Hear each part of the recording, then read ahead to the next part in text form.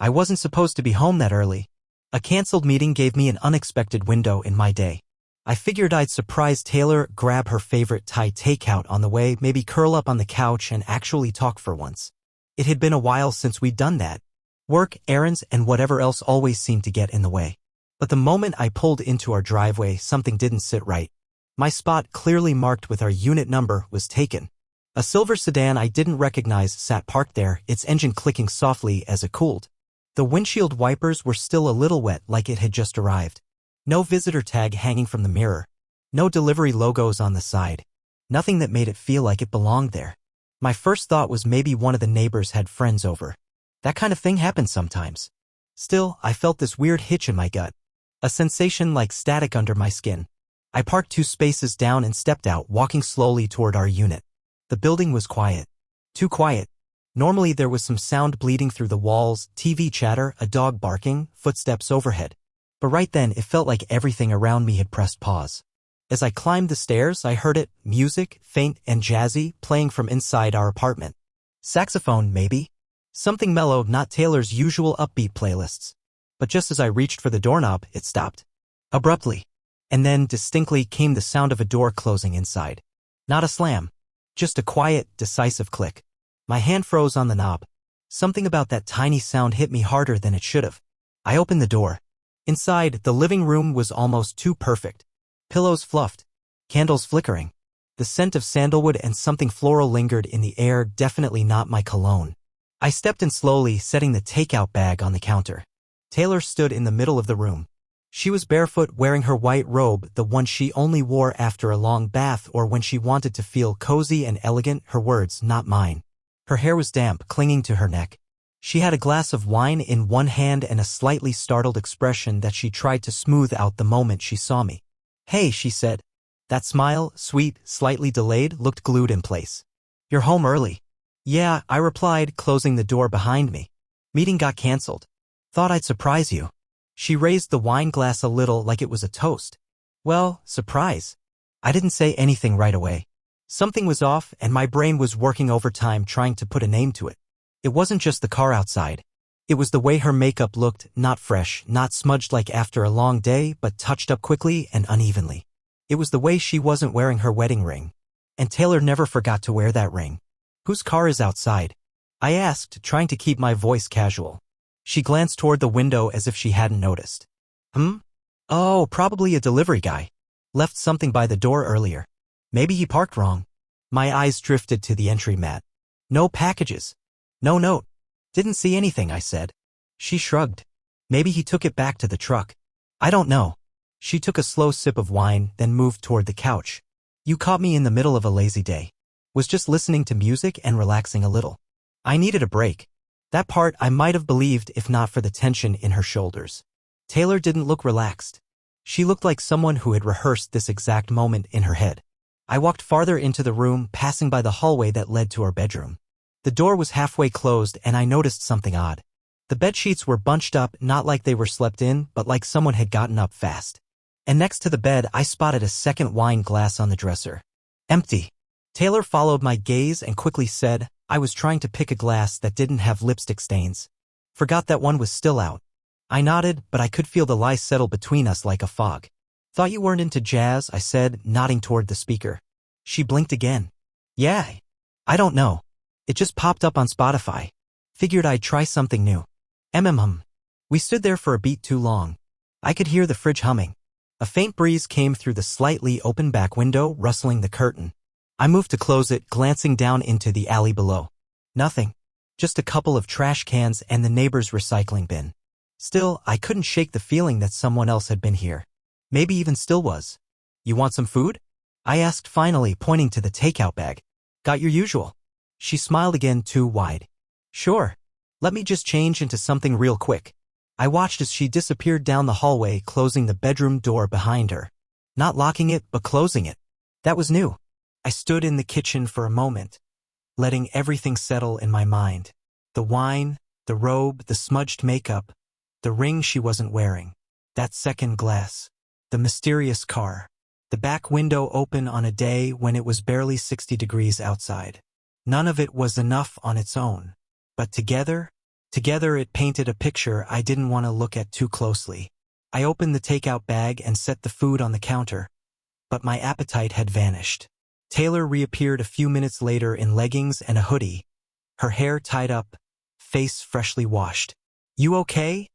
she asked, grabbing a plate. "Yeah," I said, lying with the same ease she had earlier. "Just tired." We ate in silence, pretending everything was fine. But I knew something had cracked open that afternoon. Some quiet fracture that couldn't be unseen. And once you feel that shift in someone you love, even the smallest details start to look like evidence. And deep down, I already knew the truth. I just wasn't ready to say it out loud. That night, I couldn't sleep. I lay there, staring at the ceiling, watching shadows from the window stretch across the plaster like long fingers. Taylor was beside me, breathing evenly, one hand curled under her chin like nothing had changed. But for me, something had. The easy trust I'd leaned on without question for years had snapped, like a rubber band stretched too far. My mind was restless, circling back to every moment I'd dismissed before. Each little oddity I'd shrugged off because I loved her and I trusted her. And now I wasn't sure I could say either of those things with certainty. Started with her phone. A few months ago, she started carrying it everywhere. Bathroom, shower, laundry room didn't matter.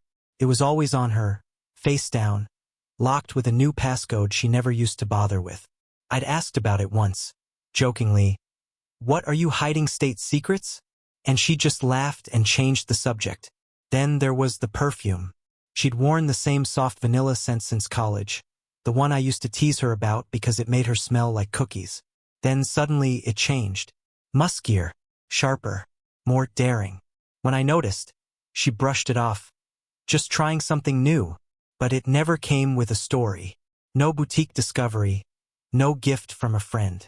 Just a scent that didn't match the woman I thought I knew. I remembered the clothes, too. Taylor was never flashy. Her style was simple, timeless, jeans, soft cardigans, classic sneakers. Then one weekend, I noticed a slinky red dress hanging in her closet, still with the tags on. Expensive, from a brand I'd never heard her mention. When I asked where she planned to wear it, she said, "A charity event from work. I don't know if I'll even go." But that event never came up again. Then there were the canceled family dinners. My sister's birthday. My mom's retirement party. Each time she had a reason: emergency deadlines, last-minute client calls, stomach bugs. Reasonable on their own. But taken together, it was a pattern. She was pulling away. Even her laugh had changed. It used to be open and goofy, the kind that made her throw her head back and snort a little if something really got her. But lately it was different. Softer. Filtered. Like she was laughing at something only she knew. I caught her on a video call once, facing away from me, giggling. When I walked in and said her name, she jumped and slammed the laptop shut like she'd been caught stealing. She said it was just a client from work showing her memes. I wanted to believe her. God, I did. But tonight, lying in the dark while she slept so soundly, I couldn't stop the flood of details. They poured into me like static in my ears. Her changing scent, her sudden modesty, the way she flinched when I reached for her hand last week at the farmer's market, glancing around like she didn't want anyone to see. And then I remembered something I hadn't thought about in years. When we first moved into this place, the landlord mentioned an old security camera mounted above the entrance. It wasn't part of the apartment system. It was more of a leftover from when the complex had tried to upgrade to gated security. I'd laughed it off at the time, said I didn't need Big Brother watching me come home with groceries. But I never bothered to ask if it still worked. Never needed to. Until now. That thought burrowed in like a splinter. I didn't move right away. Didn't even know if I'd act on it. But the idea had taken root. If there was footage, if that camera had caught who came and went, maybe I'd find clarity. Or maybe I'd find the truth I was afraid of. I rolled over, away from her, and closed my eyes. But I didn't sleep. The next morning, Taylor was already up, humming to herself in the kitchen. She kissed the back of my neck like nothing had happened. Asked if I wanted eggs. I said no. My appetite had gone the way of my peace of mind. She left for work around 8:30. I watched her car pull out of the driveway. Same smile. Same wave. Same mask. As soon as she was gone, I opened my laptop and started searching. I wasn't even sure where to begin. The building's management hadn't mentioned anything recently about security, but maybe they'd overlooked it. I found the name of the company that used to handle the system, an outfit called Aeropoint Technologies, and called the number listed. Yeah, the guy on the line said after I asked. Some of those old cameras still work. Depends if the DVR's been wiped or not. What's your address? I gave it. He whistled low. Yup, still online. That model loops every 7 days, so if you're looking for something from last week or earlier this week, I can probably grab the footage. My heart thudded. Can you send it over? Sure. There's a small fee for pulling the file. I'll email you a link. I agreed, gave him my info, and waited. The email arrived 10 minutes later, along with a download link. I clicked it, fingers twitching over the mouse. The video quality wasn't great, grainy black and white, time-stamped in the bottom corner, but it was clear enough to recognize people. And there she was, Taylor, Tuesday night, 7:46 p.m. She was in jeans, hair in a ponytail, holding a phone to her ear and smiling at whoever was on the other end. She paused at the door, glanced over her shoulder, then unlocked it. And behind her was a man. Not a delivery guy. Not a neighbor. A stranger. Medium height. Athletic build. Hoodie pulled low. He followed her in like he belonged there. And the worst part? Before they disappeared inside, she turned and looked up, right at the camera, and smiled. I must have watched the footage 10 times in a row. Each time it felt like swallowing glass. My fingers hovered over the pause button as Taylor turned to let him in, her eyes bright, her smile easy, like she was greeting someone familiar, comfortable, maybe even expected. The man behind her moved confidently, never glancing toward the camera, his hands stuffed casually in his hoodie. She didn't flinch, didn't look nervous, didn't hesitate. They disappeared into the apartment at 7:47 p.m.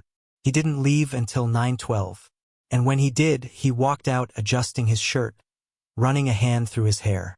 There was no rush, no backward glance, just the relaxed strut of someone who didn't expect to be caught. I sat there, frozen, the glow of the laptop screen casting shadows across the kitchen wall. Outside, a neighbor's wind chimes tinkled in the breeze, but inside, the silence pressed down like a weight. I wanted to believe there was some explanation, some harmless scenario that explained why my wife let a man into our home while I was at work and stayed alone with him for nearly an hour and a half. I wanted to believe I'd misunderstood, that it was nothing, but I couldn't lie to myself anymore. Not after that. This wasn't a friend dropping by. This wasn't someone delivering a package. This was someone she greeted like she'd done it before. I scrubbed through the footage again, checking other dates. Thursday, Saturday, Monday, and there he was again. Different days, different outfits, always arriving when I wasn't home. Sometimes she met him at the door. Other times, she opened the back gate to let him through the alley entrance, something we never used. It was methodical, planned, calculated. The rage I expected never came. Instead, I felt this numb, sinking coldness settle into my chest. A kind of disbelief that made everything around me feel detached, like I was watching someone else's life unravel on screen. I closed the laptop and leaned back, staring at the ceiling. The air felt thin, like it didn't belong in my lungs. My hands weren't shaking, not yet, but I could feel my pulse hammering behind my eyes. I stood up and walked into the bedroom. The sheets were still rumpled from the morning.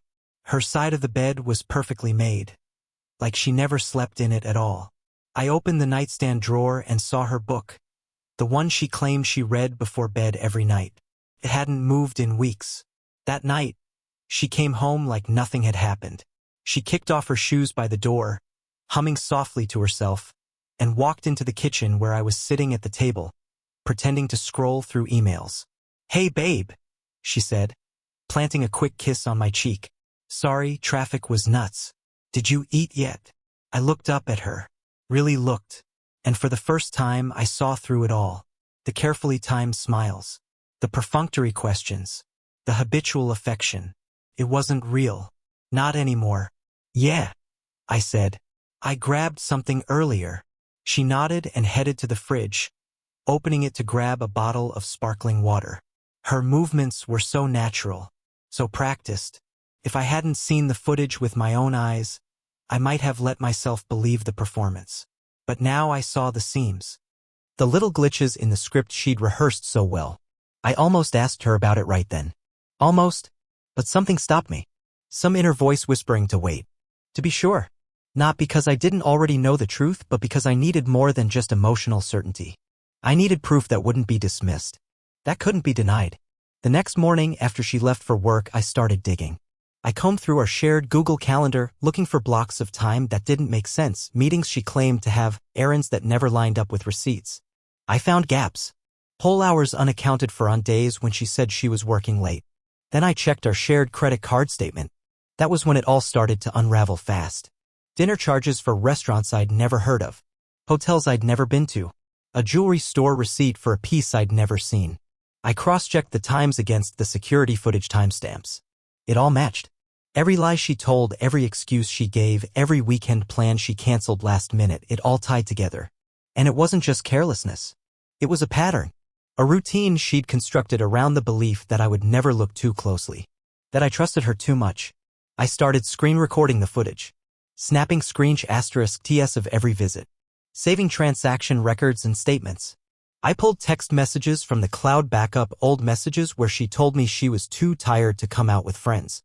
The same nights she was letting him into her home. Each new file I saved was another brick in the case I never wanted to build.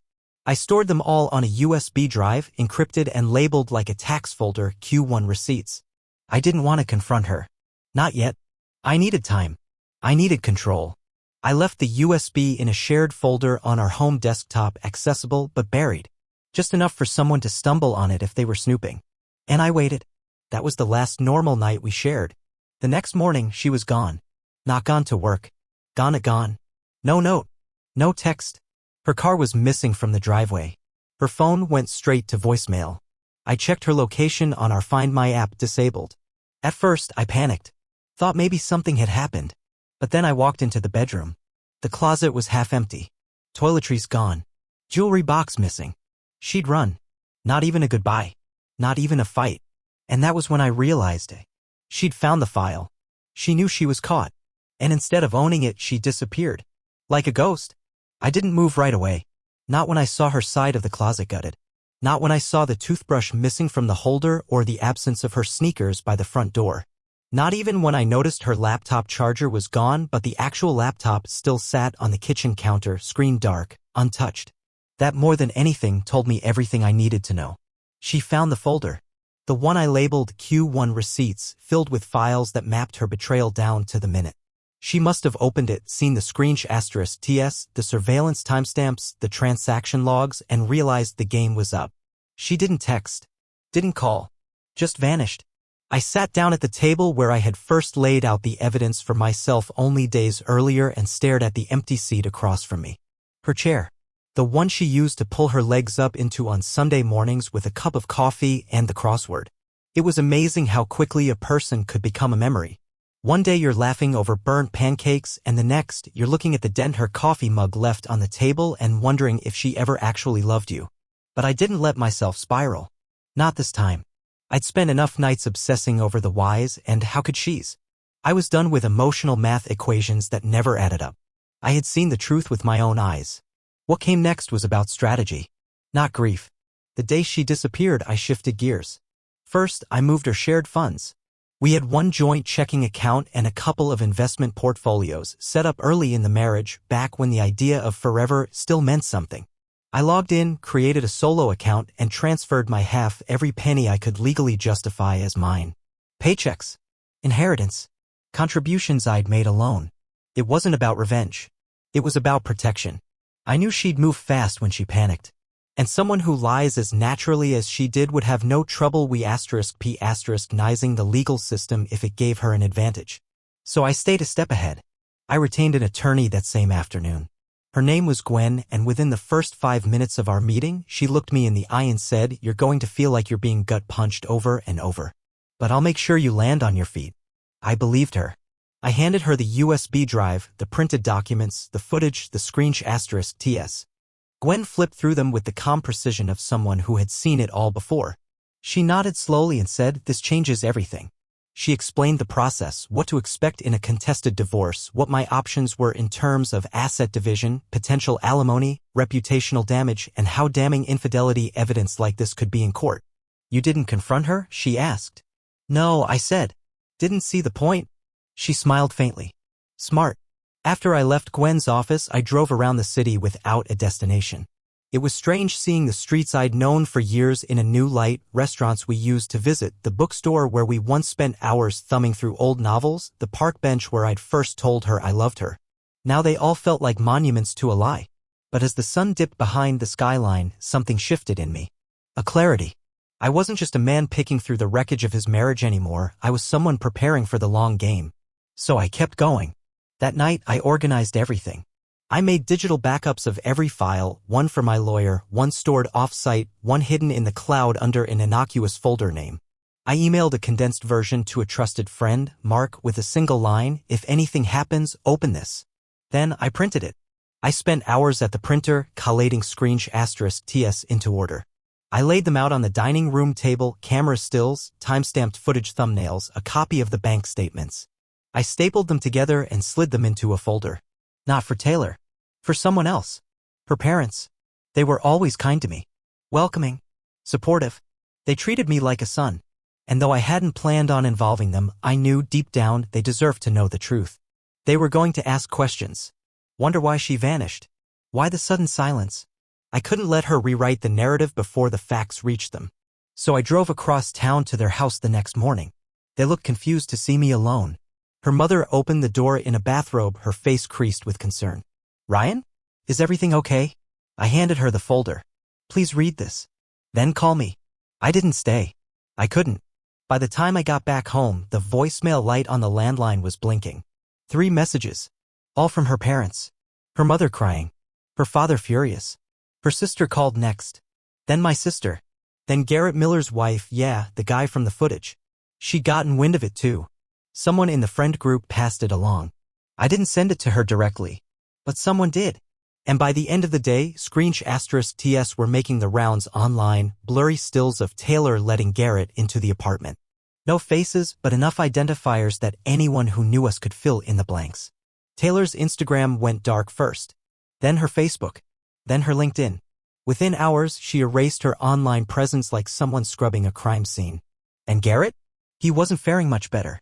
He worked at a community center, mentorship programs, family advocacy, all that. I found out later he'd been put on administrative leave. Rumors had already reached the board.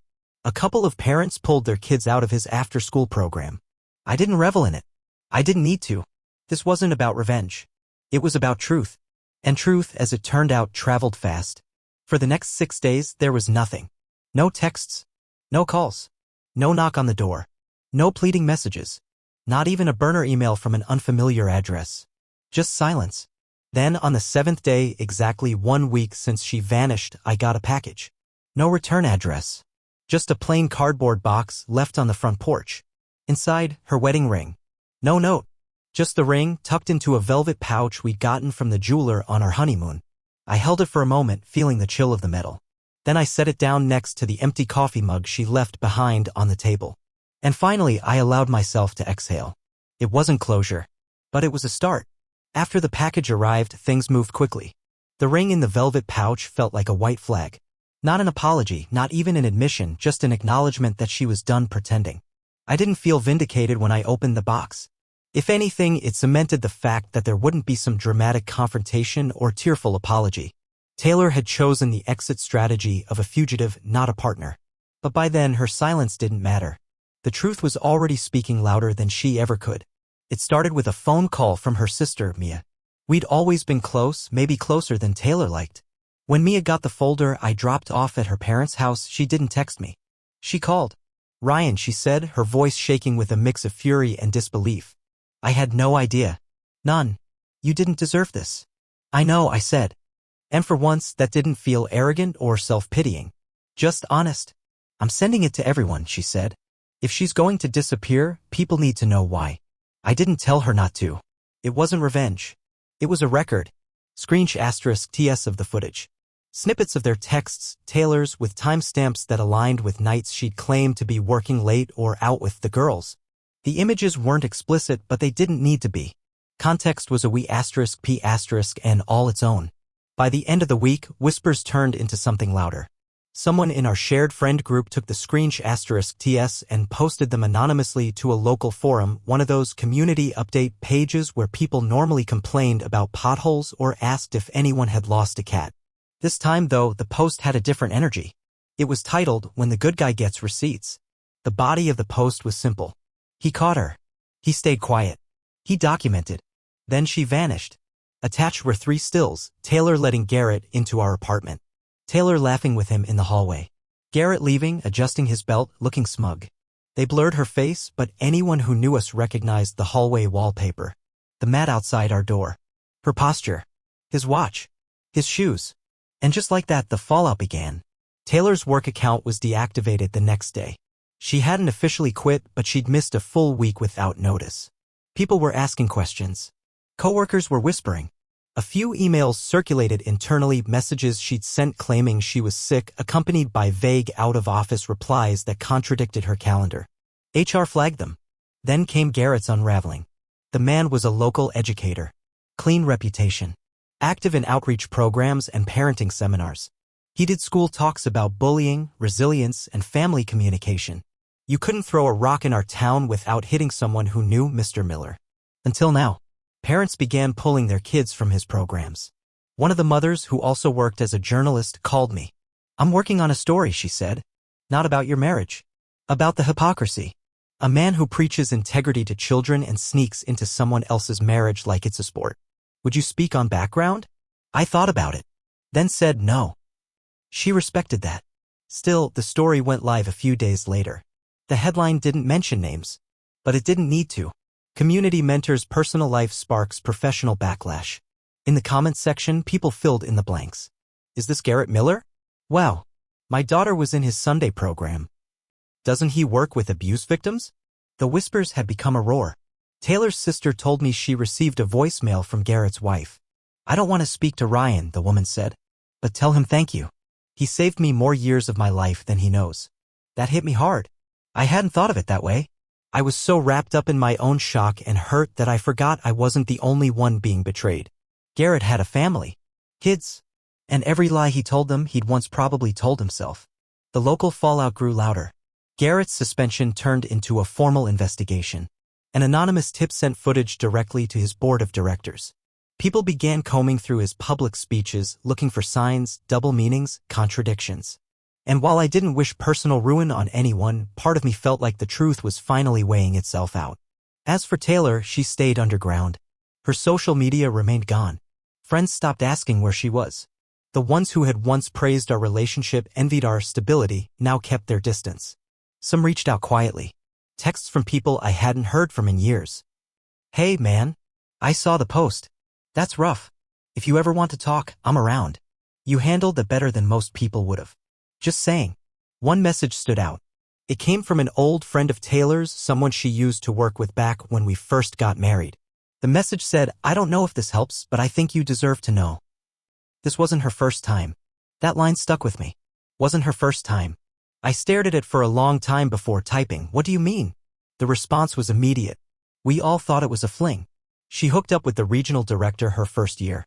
Everyone knew. But she acted like it was nothing, said he had a crush, played it off. "I never told you because I didn't want to meddle, but now. I don't know. Maybe I should have." I thanked her for telling me. And suddenly the narrative changed. This wasn't a one-time lapse. It wasn't an affair born of midlife crisis or romantic dissatisfaction. It was a pattern. **** set. Taylor didn't just cheat, she manipulated. She curated. She got away with it because she knew how to build alibis before people even started asking questions. She didn't stumble into betrayal. She choreographed it. And all the missed calls, the new perfume, the changed laughter, it was all a performance. I had just been the last one to realize I wasn't in on the script. So I added it all to the file. The evidence folder was no longer just a document for my lawyer. It had become a living history of deceit. A time capsule of every instance where I had been fed fiction and called it love. I never showed it to Taylor's parents. They already had enough. But I kept it. And when Gwen, my lawyer, asked if I wanted to add any new materials to the divorce packet, I handed her the updated file without a word. She flipped through the pages silently, then closed it with a quiet nod. "I've got what I need," she said. "This is more than enough." I didn't feel triumphant walking out of her office that day. But I did feel clean. Like I was finally starting to reclaim my story from the people who tried to write it for me. I thought the worst was behind me, that the damage had peaked and all that remained was paperwork and silence. But it turned out Taylor hadn't just betrayed me, she'd made a habit of it. About 2 weeks after everything went public, I got a call from someone I barely remembered, Jenna, a former colleague of Taylor's from the nonprofit she worked at during our first year of marriage. Her voice was tense. "Ryan." I hesitated to reach out, but I saw the posts. "I figured you deserved the truth." I braced myself. "She had a thing with your old boss, didn't she?" The words didn't land right away. "Wait, what?" "Back in 2018, Jenna continued. "Taylor and Mr. Kingsley. Everyone in the office suspected it. Long meetings, late-night texts, private lunches. It was the worst-kept secret. I didn't say anything then because, well, she was your wife and I thought maybe you knew." I didn't know. The next day, I dug through an old external hard drive with backed-up emails and documents from my early work years. I don't even know what I was hoping to find, maybe an explanation, maybe something to disprove what Jenna said. Instead, I found more than I bargained for. Archived emails from Taylor's work account, messages she must have sent from my laptop when we shared it. They were half-deleted, buried in temp folders, but recoverable. They weren't just personal. They were cruel. One thread between her and Kingsley included not just flirtation but jokes at my expense. Mocking my routines, my optimism, even the time I brought flowers to her office on our anniversary. It wasn't just infidelity, it was humiliation. And as I added the messages to the legal file, I realized something else. Taylor wasn't alone. Other women began to reach out. Friends of Garrett's wife, women who had worked with Kingsley, women who had been warned by Jenna. The pattern was undeniable. Taylor knew how to spin people. She played the victim to some, the siren to others, and no one ever saw the full picture until it was too late. But now the mask was off. And there was a strange kind of peace in that. 3 months after the divorce was finalized, I left the city. I didn't tell many people. Just packed up, sold the condo, and drove north until the highway faded into smaller roads. I landed in a town near the Vermont border, quiet, full of pine trees and foggy mornings. The kind of place where people still wave from their porches and no one cares about your backstory. I bought a small house on the edge of town. 2 bedrooms, a fireplace, creaky floors. Nothing fancy. Just mine. I started working part-time at the local library. Cataloging, helping people find books, running the occasional event for kids. It was simple work, grounding work. And after months of chaos, simplicity felt like medicine. One afternoon, I saw a woman struggling with a box of donations near the entrance.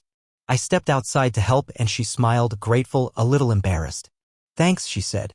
"I keep forgetting how heavy books are until I'm holding 30 of them." We laughed. Her name was Claire. She had just moved to town too.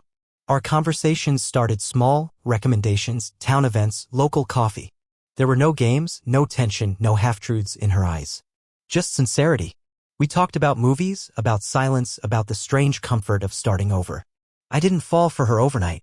But I didn't have to. Because for the first time in a long time, the quiet in my life didn't feel ominous or lonely. It felt honest. And it was mine.